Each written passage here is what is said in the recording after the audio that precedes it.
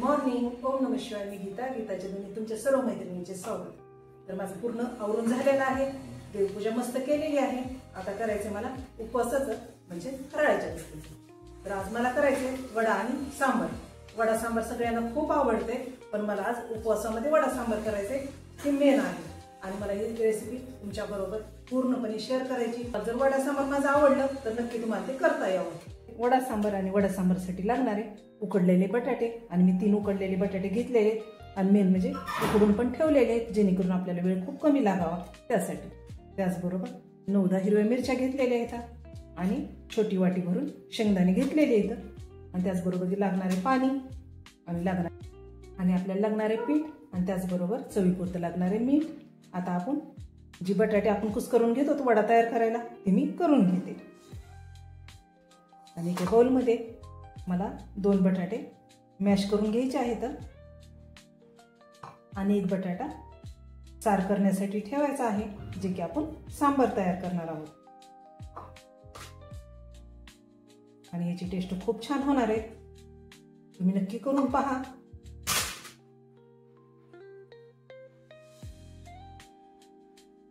बटाट्याच्या साली काढून घेतलेल्या आहेत आणि आता आपल्याला हिरव्या मिरच्या ह्या मिक्सरमधून काढायच्या आहेत. आणि ह्या पण राहिलेल्या बटाट्याची पण साल मी काढून ठेवते बाजूला, जेणेकरून नंतर आपल्याला ते उपयोगात आणायचे. हिरव्या मिरच्या मी मिक्सरमधून काढून घेते.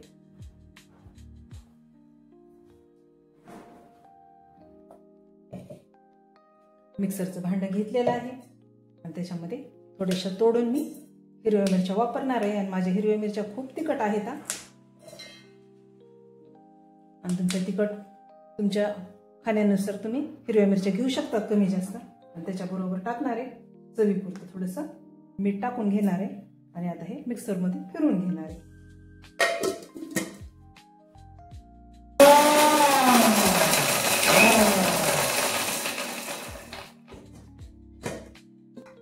हे 2 बटाटे मॅश करून घेते मी आता. आणि याच्यामध्ये आपल्याला हिरवी मिरची घालून घ्यायची आहे. एवढी हिरवी मिरची घेतलेली आहे कारण आपल्याला वडे मला हे तिखट करायचे, खमंग करायचे का. आणि पूर्ण हे आता एकजीव करून घेणार आहे आणि चवीपुरतं थोडंसं आणखी मीठ टाकते. वापर मी कमी करायले कारण मिरच्या खूप तिखट असल्यामुळं नंतर मग दिवसभर ते हात जळजळ करतो आपला.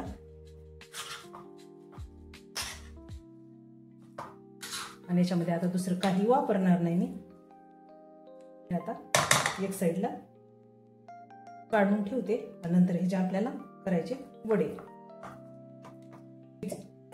जे आपलं मिक्सरचं भांडं आहे ज्याच्यामध्ये आपण मिरची वाटून घेतलेली त्याच्यामध्येच मी हे कच्चे शेंगदाणे टाकणार आहे.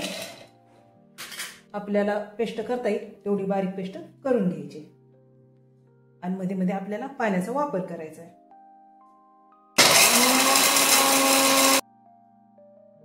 तुम्ही बघू शकता किती बारीक पेस्ट झालेली आहे. एकदम आपल्याला वड्याच्या कोटिंगला जे काही साहित्य लागणार आहे तर ते आता या बाउलमध्ये टाकून घेणार आहे. त्याच्यासाठी मी वापरणार आहे बगरीचं पीठ. आणि जेवढं आवश्यक आहे तेवढं घेणार आहे कारण पीठ हे कमी लागणार आहे आपल्याला, कारण फक्त कोटिंग तयार करायची आपल्याला त्याची. एवढं माझं पीठ घेतलेलं आहे मी. बगरीचं 1.5 चमचा घेतलेला आहे आणि त्याच्यामध्ये वापरायचं आहे मला चवीपुरतं मीठ. बघू शकता तेवढंच मीठ वापरलेलं आहे कारण बटाट्याचं तयार करणार आहे त्याच्यामध्ये पण आपण मीठ वापरलेलं आहे. आता हे पूर्ण मिक्स करून घेणार आहे.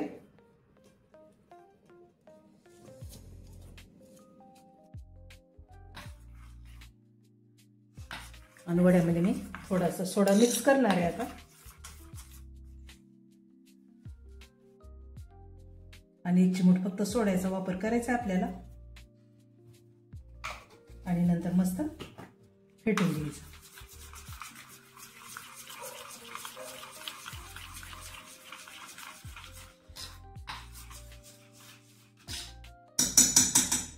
एक साईडला ठेवून देते. आता करून घेऊ आपण वडे. आणि मिरच्या जर जास्त तिखट असतील तर तुम्ही पण हाताला थोडंसं तेल लावून घ्या. वड्याचा आकार करून घेणार आहे.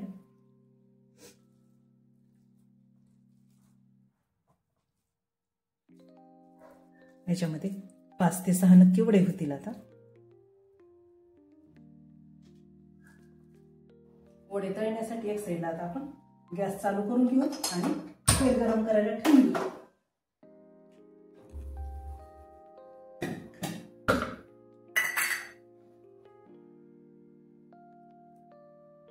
सार आपलं आळून येण्यासाठी हा बटाटा मी मॅश करून घ्यायला लागले.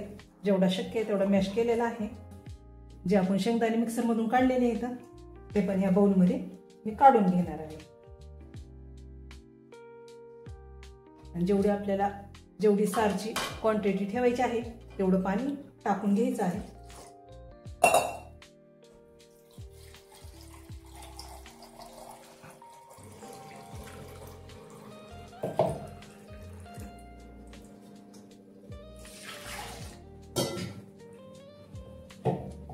आणि वड्याबरोबर कसं सांबार जास्तच लागतंय.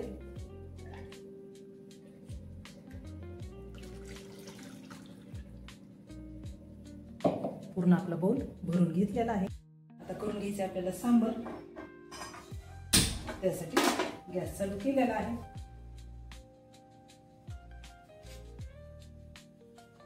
कढई थोडीशी तापली की आपल्याला टाकून घ्यायचं तेल.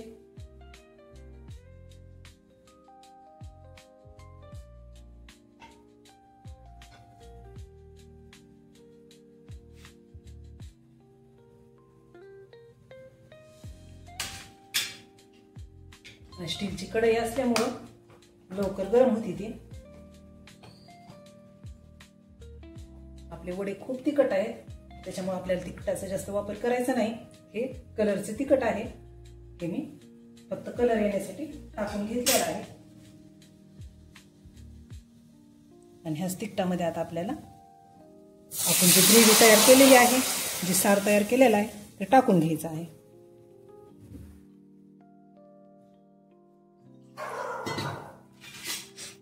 तुमच्या आवश्यकतेनुसार तुम्ही पाणी ऍड करू शकता.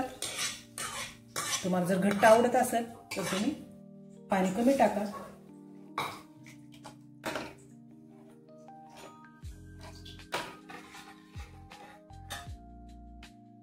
आता चवीपुरतं मी टाकून घेणार आहे मीठ, कारण आपण पहिल्यापासून मिठाचा वापर केला नाही. आता सांबारला चांगली उकळी आलेली आहे, बघू शकता तुम्ही. जास्त पातळी झालेली नाही आणि जास्त घट्टही नाही. याच्यामध्ये आपल्याला ऍड करायची आता चिंच. आणि मी थोडीशी चिंच घेतलेली टाकून दिलेली आहे. आणि ज्यावेळेस आता उकळी येईल तर त्या चिंचेचा अर्क आपल्या पूर्ण सांबारमध्ये उतरणार आहे.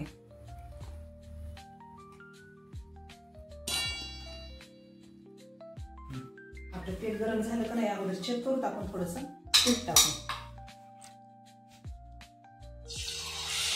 तेल मस्त तापलं गेलेलं आहे, कारण टाकल्या लगेच त्याचे काही कण वरती आलेच म्हणजे आपलं तेल पूर्ण व्यवस्थित तापलं गेलेलं आहे.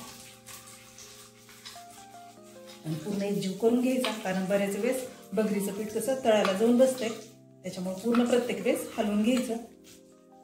आणि हा वडा घेतलेला आहे याच्यामध्ये टाकून घेते मी. आणि आता आपल्याला तेलामध्ये टाकून घ्यायचं आहे.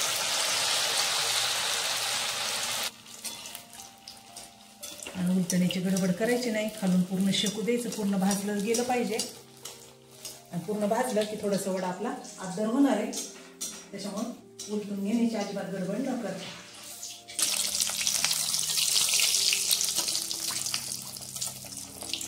आणि मला माहिती आहे तुम्हाला घरातले सगळे काम करून खूप कंटाळा आलेला असते स्वतःसाठी काहीतरी करून खाण्याचा. त्याच्यामुळे कसं आपण काही करून खातो, मग शाबू कर भगर कर, पण तुम्ही सगळं दिवस तुम्ही अख्खा दिवस दुसऱ्यांसाठी देतात, म्हणजे आपल्या परिवारांसाठी देतात. मग स्वतःसाठी 1 तास नक्की द्या तुम्ही. आणि व्यवस्थित एकच टाइम फराळ करा, पण छान करून खा. आता सांबार आपलं उकळत आलेलं आहे, त्याच्यामध्ये 1 चमचा मी साखर टाकून घेते आणि एकदा हलवून घेते.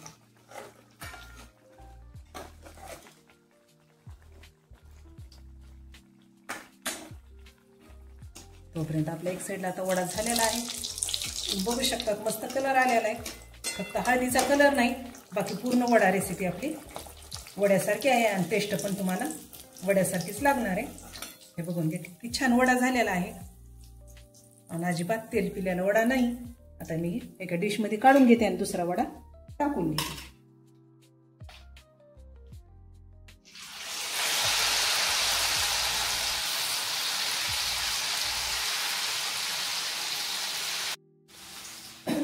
आता अशा प्रकारे सगळे वडे करून घेते मी. बोलून झालेले आहेत आपले वडे आणि आता आपण डिश सजवूया. मस्त अशी डिश सजून झालेली आहे आणि वडा सांबर मस्त तयार आहे खायला. मस्त वडा सांबारची रेसिपी तयार झालेली आहे आणि खूप छान झाले आहेत वडे. बघू शकता तुम्ही. ताट सजून तुम्हाला दाखवलेलं आहे. आता मी पण करून घेणार आहे फराळ. त्याच्या अगोदर दाखवणारे देवाला नैवेद्य. आणि जर माझा व्हिडिओ तुम्हाला आवडला असेल तर माझ्या चॅनलला सबस्क्राईब करा, लाईक करा, शेअर करा प्लीज. बाय.